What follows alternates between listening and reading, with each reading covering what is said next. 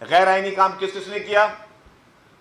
Speaker نے کیا، عمران خان نے کیا، اور ان کا سہولت کار کون بنا؟ صدر پاکستان عارف علوی، جو کہ اس وقت صدر پاکستان کم عمران خان کا ذاتی نوکر اور پی ٹی آئی کا ٹائیگر فورس کا چپڑا سی زیادہ لگتا ہے، وہ بنا اس کا اعلی کار۔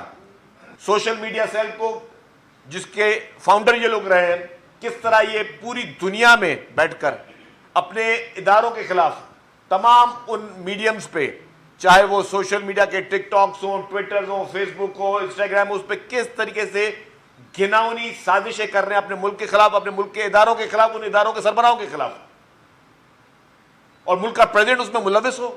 یہ پورا ایک سوچا سمجھا پلان ہے۔ میں آج پھر کھل کے بول رہا ہوں، میں ریپیٹ کر چکا ہوں کہ یہ پوری سازش نہ پاکستان فوج کے خلاف ہے، نہ پاکستان کے سیاستدانوں کے خلاف ہے، یہ سازش پاکستان کے خلاف ہے، یہ پاکستان کو کمزور کرنے کی سازش ہے۔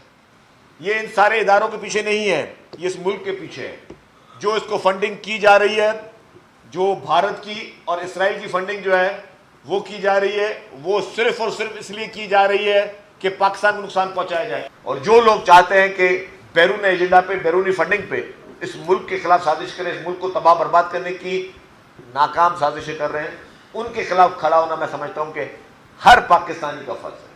آپ نے میں نے کہا کہ باقاعدہ ایک کمیشن بنایا جائے کہ عمران خان کے اس پورے مشن میں کون کون سہولت کار اس کا تھا اور آج تک ہے، ان سب کے خلاف کارروائی کیجیے، کیونکہ یہ کوئی پولیٹیکل کیمپین نہیں ہے، for God sake. Star News, Geo Pakistan کے لیے۔